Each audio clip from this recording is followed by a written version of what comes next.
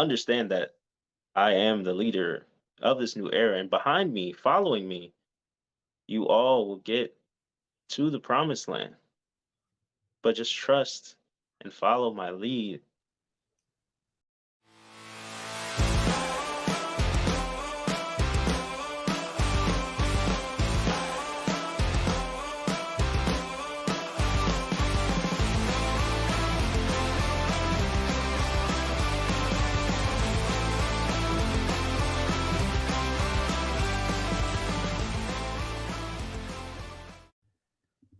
I am talking with CCW wrestler, the prolific poet, Noah King. Noah, welcome to the show. Thank you for having me, Ryan. Absolutely, absolutely. Well, first things first, I want people to just go out to Instagram and follow Noah King on Instagram at underscore Noah King Pro. Um, if you scroll through Noah's post, you'll find a lot of videos with Noah talking about his matches. And Noah, you call yourself the prolific poet. Can you talk about that? Um, so it's just going through school and university and all that kind of stuff. I've always been someone who's had a way with words, if you say. So it just kind of naturally became something that lent itself to wrestling and just being able to coin a phrase and spin a yarn, as they say. Um, Yeah. so it's just something that I feel like comes naturally to me. Um, so. Is it something that you've studied, or is it, or I mean, you said it comes naturally to you, but whenever people say that a lot, but sometimes it comes across as natural because it's been studied or practiced. Is it something that you have kind of nurtured, or is it in fact just something that you kind of pours out of your mouth? A little bit of both sometimes. It just depends on the right moment. As I mentioned, like briefly, school was definitely something that um I kind of nurtured that a bit. I was a gifted student, as they say.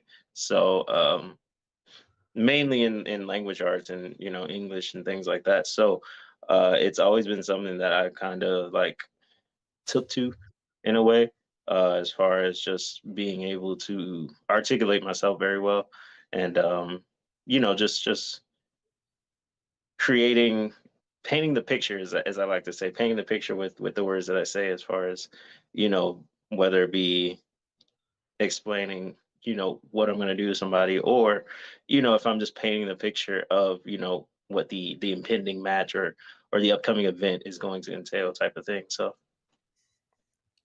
Is there a speaker that you sort of draw inspiration from, or poet, or um it comes from a few different places, I can say.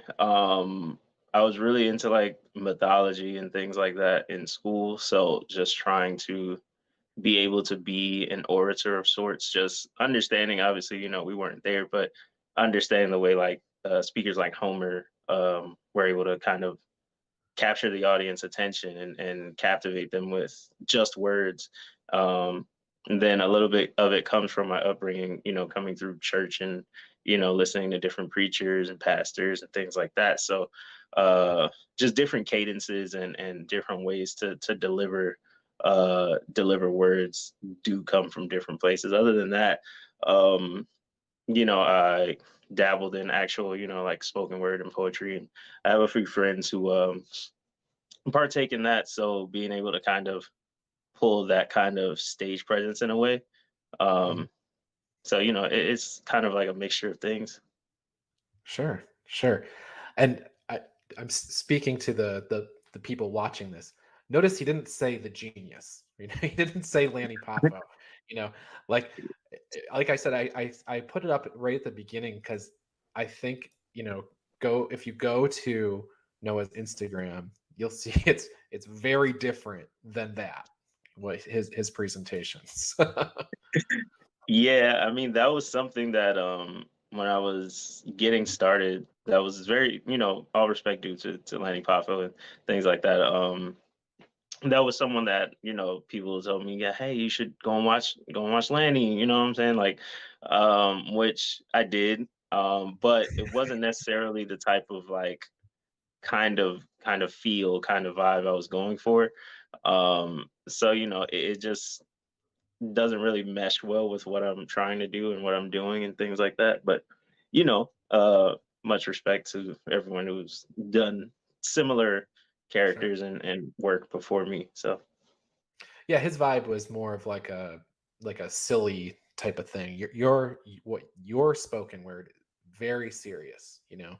Um, so it's a completely different feel. That's why when we started talking, if people are longtime wrestling fans and we start talking about poetry, I would think they were going to think of the genius, which is why I'm like, no, go to Noah's Instagram and watch a few right, videos, and you'll sort that out really quick. right. So regarding wrestling, let's talk about your wrestling background. Did you grow up a wrestling fan? Yeah, definitely. I think some of my earliest memories are like sitting on the floor in my living room in the apartment that my parents had at the time, seeing guys like The Rock, back when, flash photography was a thing. You would see the guy, someone like The Rock or Stone Cold go up to the top rope, and then you just see all the lens flashes behind them and whatnot. And um, it's probably my earliest memory. Um, but yeah, no, all my life I've been a wrestling fan, uh, and probably since probably about like kindergarten, first grade. It was the only thing I've ever known for sure that I wanted to do. So just kind of stuck to my guns in that way. So you think even from like that young age, like kindergarten time frame, you had always known that you wanted to wrestle? Yeah, for sure. I mean, different things had like maybe around like eighth, ninth, 10th grade is when I kind of started to feel like, all right, well, maybe I have to figure something out because you haven't figured out how to, break into break into the business or anything just yet. So Sure. that was kind of when my mind not necessarily wandered from wrestling, but it was like, okay, we know we want to wrestle, but the real world is coming soon, so we have to kind of figure some stuff out and Sure. figure out how to, just maintain and uh, support myself before I could figure out how to kind of make it into wrestling. Okay. And as you're growing up, did you participate in other sports and stuff like that, or is it, or did you focus on language? So in school, I didn't do any like organized sports. I played a couple like I guess I don't even know if I guess it would be like Pop Warner leagues, like park leagues of like football and baseball, Yep. stuff like that. In school, we didn't really have anything like we had sports and whatnot, but I don't know. I just never really went out for them as far as like for like middle school or high school teams or nothing like that. Um, when I did, it was kind of like a little bit of basketball, a little bit of baseball, that kind of stuff. Um, we had got a wrestling team at my high school, maybe like my 11th grade year, but by then it was just kind of like it's a little late in the game to be trying to like just get started. So uh, you know, just kind of stuck Yeah. to student life, just get Yeah. the grades and get out. Sure. It's just it makes you sort of a unique person in the sense that we look at this background that you have in language and stuff like that. If you go and you just pick cherry pick any person out of WWE or AEW, and you're going to start looking at their, they were college football player, college, big time athlete or something like that. It makes you really unique that you had a completely different path, you know, to wrestling. Yeah, I don't know. It's one of those things, I guess. Kind of hard to explain as far as just I guess just the whole idea of being a natural and taking to things. I mean, doesn't hurt that I've watched it all my life, and watching wrestling a lot of times is a big part of what we do. Just kind of learning how things should look and all that kind of stuff. So maybe that helped me out. I assume that probably played a big part in just allowing me to kind of take naturally a little bit than other people who maybe weren't, like you're saying, college athletes or high school athletes per se or whatever. Mhm. I mean, not like I wasn't, I just wasn't really doing any organized sports for the main part. Like, I'll still go to the park with friends and whatnot, play football, play basketball, all that kind of stuff. But wasn't anything where it was kind of like, someone coaching me to do this, do Gotcha. that, lift this, that kind of stuff. So, but yeah, I guess it Gotcha. does make me a little unique in ways. Well, and I think it offers up perspective for other, if there are younger people that are watching this, it says, okay, I didn't make the football team. I can still be a wrestler someday if that's my actual dream, type of thing like that. So Yeah, for sure. Definitely don't want to anybody who might be watching this and might be, not doing any sports or anything like that. Don't count yourself out just because you don't have the background, quote unquote. Um, anything is possible as long as you work hard when you get the right opportunities. So yeah. Now like we already covered. You said like you kind of made the decision that you were going to do wrestling really young. You mentioned that, but there's the difference between making that kind of decision when you're young and putting it into action and actually attending a school and actually becoming a wrestler. So how did you take action? What were the steps that took you from the 4 or 5 the kindergartner who knew he wanted to be a wrestler to right. actually being a wrestler? Um Honestly, I feel like the shutdown, the pandemic was kind of a blessing for me personally. Um, a lot of people actually had took that time to kind of uh, pause and reevaluate what they were doing and whatnot. You kind of uh, you have the whole world shut down. You can't go outside. You can't go do the things that you used to do and all that kind of stuff. So I do feel like it allowed me to kind of take that pause that was needed. Um, and I had made attempts before, just like finding a school, and I was training for maybe like a month or two, and I was broke for lack of a better term. Like I was fresh out of college, didn't really have like the best job or anything, but I was like, hey, I figured out, found a school and I was going, and um, but I didn't have the money to support it, so. Um, I had to kind of step away. And, in stepping away, I just got tied up, doing life and working, paying bills, all that kind of stuff. And, it was still in the back of my mind, but I kind of felt like I maybe, I was getting a little discouraged, like maybe I might not get back to it. But again, the pandemic allowed me to kind of stop and pause. And, I had the opportunity to work from home with the job that I was working at. So, in that time while I was at home, I was still able to, do the things that I need to do to support myself, but then also, be able to research and kind of try to find a school and figure out where it was at, make some contacts, and I was able to get in touch with Nelio and Dan over here at this great company that we all we all strive to be a part of, Coastal Championship Wrestling, and then it was kind of off to the races from there. So. So it was in the pandemic. So if you go out onto the CCW YouTube channel and you search Noah King, you're going to find matches from 2020. So that would have been like early on for you. Like when was it? When was it, like the early It days of was the pandemic or it was 2020 I started training. I started training in May. I believe it was May 25th was my first day training. I went to the the CCW training facility. Uh, First day in, and if you actually search Noah King on the Coastal Championship Wrestling YouTube page, you will see me on the very first episode of Alive. I had that note actually. It was six-man tag, right? Yes. No, that was the first episode of Oh, Alive Alive One. One. That's what Yeah. that was. The very first episode of Alive, I believe I wrestled uh I believe it was either Alex Ocean that I wrestled, or it was a match with me and another student at the time, and we were attacked by Venetius. So, Okay. you know, a great way to start my career.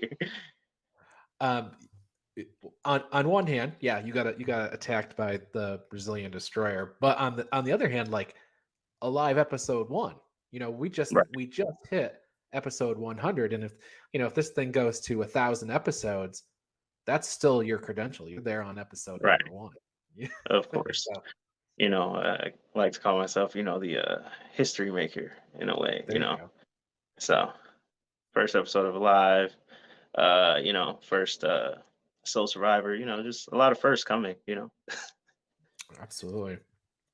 So okay, so you talked about kind of how you got so your pandemic May, we start seeing actual you in actual matches by by late summer, September, maybe on the Correct. CCW YouTube channel. So that's pretty quick. Was there any like major obstacles that got in your way in those early days? Like, was there um, anything that kind of like stood in your path?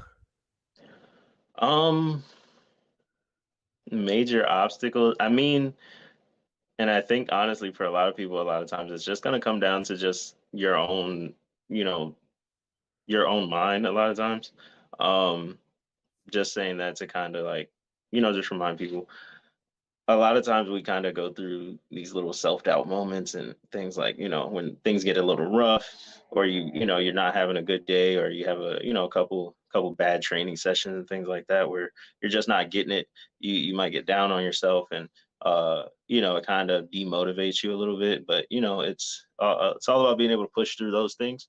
um for me, I definitely had a few of those days where I was training, and it was a little rough. It was a little rough.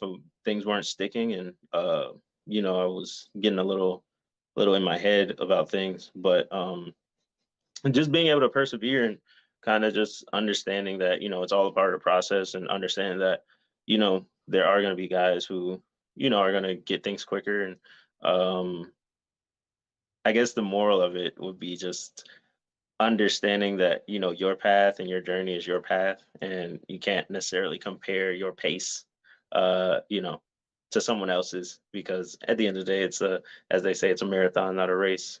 Well, not a Sprint. not a sprint, but um yeah, just being able to kind of understand, like, hey, this is a part of your journey. And just understanding not to get down on myself, and being able to kind of like, all right, well, next training session, we're gonna come back, we're gonna get it. And you just kind of keep finding those little things to motivate yourself. Um, Other than that, it was just as far as major obstacles, might have just been like uh I guess just being able to be consistent, with, life happening, and still having to work and all that kind of stuff. Just making sure that every chance that you get, you are able to go and train, and um, make sure you're getting that ring time and getting those reps in. Um, a lot of times that's a rough part for a lot of us, even to this day. Just being able to remain consistent, and remain in training, and in the ring as much as you can be, even as you're becoming more of an experienced hand, as they say. Sure. um just being able to kind of stay consistent is the main thing. Yeah. So when you go back and you look at some of those early matches that you were having, and in late 2020, um, you looked quite a bit different than you do right now? You talk about that transformation. Um, well, yeah. So of course, I mean, in my early days, there was of course, I wasn't in, the best shape, of course. And that was something that you have to consciously make the decision for yourself to kind of make the change. Um, and it was like I felt like I was getting, decent to good in the ring and things like that. Um, but I actually went to our coaches and I was like, hey, what's something I can do just to improve to get to that next level. And he told me like, brother, you gotta get in the gym. You gotta work on your body. You gotta work on, just getting stronger, getting faster, all that kind of stuff. So from then it was just kind of like making the decision and like, all right, well, you want to get to the next level, right? So you have to make the change for yourself. So just being able to, flip the switch, as they say, and uh, start getting in the gym. I'm lifting 5, 6 times a week, and then still going to training and getting the cardio in and all that great kind of stuff. And then yeah, um, so Man, I was just definitely thinking about your hair. the. um Yeah, so with that I also, as you kind of find yourself in this art form, you kind of figure out who you are, and that, lends itself to different things as far as like, my I was wearing generic gear. I didn't really have any particular way to like, portray myself and kind of evoke who I am without saying anything. Mhm, Um, I was able to, find a great gear maker to, manifest my vision into what I wear into the ring. And the haircut was it was a personal thing. It was just the culmination of a long journey that I had with my hair and that set of locks, and um, I felt like I was now in a completely different space in life. So uh, it was just time to let them go, and I felt like I don't know. Ever since then, it's been kind of like an upwards trajectory. Not that my hair was holding me back, but Well, there's a just lot of yeah, changes that just you kinda described at the same time there, just that happens to be right, one of them. Yeah. right. So you come to the ring with a cane. Now you don't Mhm. need a cane for walking. You're able-bodied. Like, what tell I us mean, about the no, cane. I have a janky ankle. It does bother me sometimes. Okay. No, but no, the cane. It was just kind of like a culmination of again just finding yourself. Um, I was doing the thing. Uh, I was doing the tag team thing for a while, Mhm, and I was carrying a book, which was kind of back to what you were saying about the Lanny Poffo inspiration. Um, but I just felt like I always felt like it's something off about it. right. Um, and I just kind of stumbled onto the cane, and it just felt natural. Like I grabbed it and I looked at myself in the mirror with all my gear on, and I was like, yeah, this feels this feels a lot better. This feels a lot more natural, especially just as far as who I am in the ring, and when I hit the curtain, it just lent itself a lot more easily, and it wasn't something that I had to like kind of force. Um, so we just kind of took off with that. Um, so it kind of exudes the royalty, but also kind of like the power, the uh and I like to think of the Roosevelt quote of "Speak softly and carry a big stick." There So you go. Oh, yeah. kind of That's a perfect tie-in. exactly. So yeah. All right, so you have had a feud, and Nelio was on the show 2 weeks ago, and he brought up you had a feud going with Eddie Valentine, and he's like a lot of people that if they just go to Bash at the Brew or they just go to up in Kissimmee or whatever, they might not realize this little battle that you guys have had down in, Pompano Beach at Breakout and things. But your rivalry, you had a match at Breakout 12. That's up on the CCW YouTube channel. But you recently had a match in at Kumite, and Hmm. that one was a cage match, and it was Hmm. a cage cane match, I believe. So Correct. talk first. Was that your first cage match? Talk about this feud. Let's hear it. Eddie, what do you got to say about Eddie Valentine in this feud? Um, so this thing that I had going with Mr. Valentine, it was so back in Breakout 12, Eddie caught me. He caught me slipping, and he was able to get a fast one on me.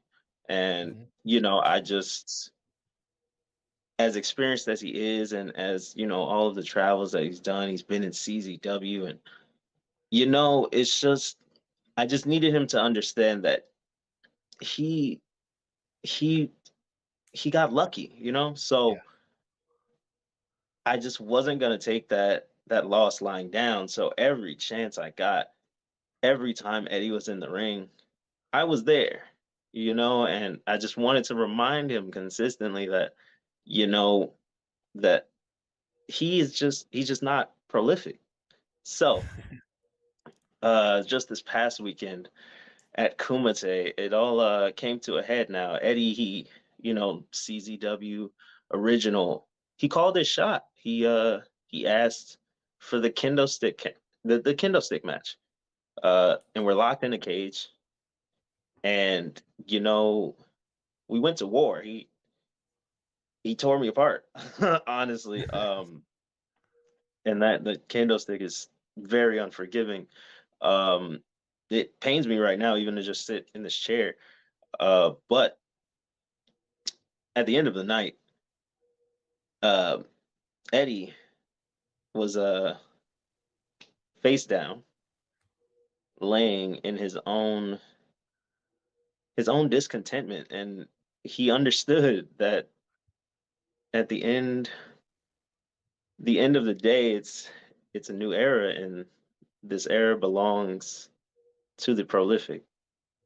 So, all due respect to Mr. Valentine, but maybe somewhere down the road he can test himself again. But the result it's just going to be the same. So, yeah, Now, was this your first cage match, or had you had some before? that was my very first cage match. It was my first kendo stick match. Uh, almost the first hardcore, quote unquote, match in a sense. So, yeah, it was the very first one. Uh, it was imposing walking to the Mhm. ring and looking at that big looming structure. Um, but I was able to come out on the winning side, and it was as much pain as it Sure, was. Uh, it was an experience I won't forget for sure. sure. So, I think a lot about, big goals. So I'm interested to know, like, what are some of your like immediate goals and some of your more longer term big goals in wrestling and CCW? Um, I mean, of course, some shorter term goals. Of course, I want to compete, on the highest level at the highest level. Here in CCW, I've already, uh, had a shot at the Southeastern Championship. I wasn't able to come out on the winning end, um, and that's okay. But I do plan on, capturing that championship someday. Um, of course, I would love to be CCW World Champion someday. Um, and longer term goals, of course, I just want to make a name for myself. I want to get out there and grow myself, not only in ring, but just in all the companies that are looking to book Noah King. I would love to wrestle out of state. I would love to make it to Japan someday. I would love for a run in the British Indies, those European Indies. It's a style of wrestling I really enjoy. Um, and of course, I would love to sign a contract one day and Sure. be able to take care of my family uh, solely on wrestling. So uh, until then, I will just try to continue to go out and have the best possible matches that I can, night in, night out. Every time that my number's called, just go out and uh, do what I always do. Who are some of your favorites from Japan? Japan, definitely. Jay White is someone who is Of course. a top tier talent. Sure. One of my favorites right now. Um, who else can I think of? Japan. Jay White comes to mind. Juice Robinson Sure. is really entertaining. Of course, Mox and his run over there. Um, Kenta is an amazing talent. Um, and then there's a lot of guys who kind of crossed over and came back. Guys like AJ Styles, the Bucks, Kenny, um, even Kurt Angle. Uh, Sure. Yep. all those guys they go over and have a great run. Chris Jericho. Um, Sure. other than that, who else is Tom Lawler is actually not necessarily. I think he's in strong, but He Tom just Lawler is, wrestled in the G1 Climax. So yeah, he's doing great things over there. Um, always fun to watch. sure. Um, yeah, and guys like Tamatonga, uh, just solid all around. Yeah. There's a lot of great talents over there. Um, Sure. And someday Noah King. someday, There someday, you you know, maybe even in pro wrestling, Noah, we'll see where life takes us and where this journey go. takes Oh, us. geez, So, didn't even make that connection. All right. So, for the purpose of those people that have not had the privilege of seeing you live yet, can you point to a specific match on YouTube that people should check out? Like what we talked, you can go to CCW YouTube channel, you can type in Noah King. What's your favorite? What match would you want them to watch from that's out there? Your cage match, unfortunately, not up there yet. yeah, no, that one's not up yet. You can Let's get some think. clips by going to Noah's Facebook though. Oh yes, no, you will get some clips of that there. On the Instagram, as you were saying. Um, my breakout 12 match with Eddie Valentine. Again, I wasn't able to.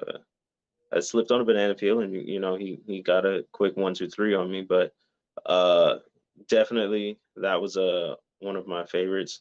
One of the matches I'm pretty satisfied with. Um, Breakout 12 show is up in its entirety, actually. Um, Let me think. I'm not sure, but I was able to lock horns with the Florida man. Not too sure if that one is up on YouTube just yet. Um, but for sure, if you YouTube Noah King, you'll actually see a match from my days tagging in New Renaissance with DLM. Uh, um, we wrestled. We we wrestled in Homestead, and it was a Okay. really fun match. We actually wrestled Richard King and I can't. Geez, I'm bad with remembering names, but I really don't want to I really don't want to not remember his name. Um, Jeez. But they were a really good tag team. Jesus Christ, why can't I remember their name? Um, but that was a really fun match. That one we actually we had a great showing. And I think that and I feel like the best is still yet to come. Um, as far as I remember, what's on the YouTube page, you have matches with myself against Agony, uh, a lot of tag matches actually. Mhm. I was had a great run as a tag wrestler. That's something that I wouldn't mind, returning to someday. Um, yeah, matches against Agony. I believe I have a tag match against American Horror Story that might be up. Okay. Um, yeah, I believe I was actually able to wrestle the Legend Gangrel recently at a breakout. I believe it was breakout 10, I Okay. believe. Um, I believe that show might be up in its entirety as well. But um, yeah, I mean, again, I feel like the best is yet to come. And just keep watching, keep looking, All uh, right. keep watching the rise. Last question. The CCW locker room is glued to their screen right now watching Noah King. What's your message for them? Oh man, CCW locker room. The message is the same as it always is, that the new era is dawning, and this era is my era. So all of you quote unquote young upstarts, those who consider themselves in the same class as Noah King, and understand that I am the leader of this new era, and behind me, following me, you all will get to the promised land. But just trust and follow my lead. As far as all the veterans in the locker room, please, please allow progress. Allow me to usher in progress. And don't stand in the way of the future, because you will then have to be dealt with. And in the name of the kingdom, long may he live. All right. That said, again, everybody, there's Noah King on Instagram at Noah King Pro with underscore before the Noah. Thank you so much for being here today. Anything else you want to say before we get out of here? No, thank you for having me. Please follow the Instagram. The handles are the same everywhere. It's also the Twitter. Um, a TikTok is coming soon. Um, yeah, thank you all for if you've ever bought a ticket, ever reached out to me on Facebook, Instagram, liked a picture, reposted, thank you for the support. Uh, Thank you to all of CCW, management, coaches, um, other guys in the locker room. Of course, I learned something from everybody. So, yeah, just again, just you know, stay tuned. The best is yet to come. So, thank you, All Ryan, right. for having me again, and this was fun. All right. The best is yet to come. You have been watching CCW Insider, produced by Minutes to Bell Time in association with